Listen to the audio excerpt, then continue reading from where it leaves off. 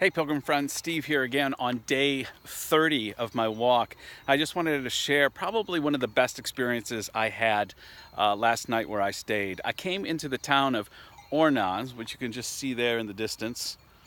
And I went to, there was no gîte, a municipal gîte for pilgrims to stay.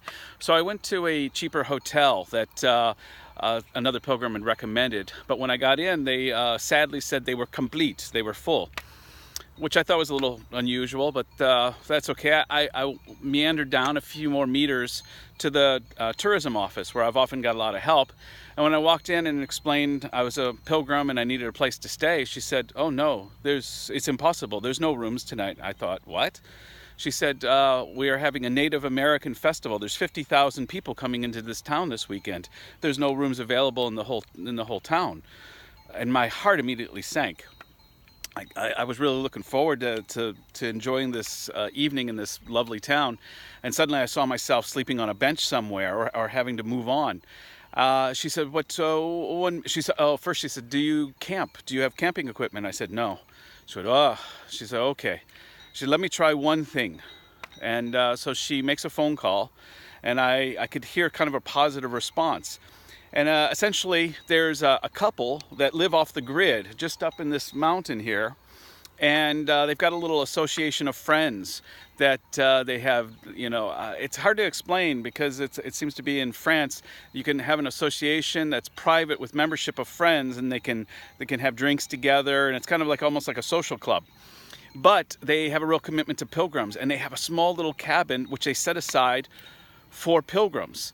So it was available. So I marched up here, got the directions, and the most lovely couple. They were saying how, especially because of this event, people kept wanting to rent their little cabin.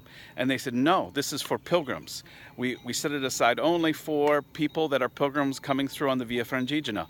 And so it was just a wonderful evening, and I got to meet their friends, and we sat and had a lovely meal together. And again, I was just amazed because after the initial hotel had turned me down, I actually said, "Okay, Lord, what's been exciting is how things have opened up. How do I surf the wave? How does, as we say on the Camino de Santiago, how's the Camino going to provide for me today?" So even though I was a little despondent when the lady said, "Impossible, there's no rooms," there was almost this excitement to see what was going to open up, what door was going to make itself available.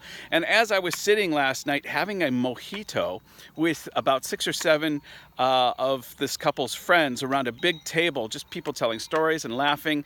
There was like 2 or 3 people that spoke English, and they were able to translate. We were able to all work things out to be able to tell and share stories. But it's just boggled me, probably it shouldn't boggle me, how much on this trip, on a pilgrimage, things just open up, and you get to experience things you never get to experience anywhere else. So I wanted to share that with you.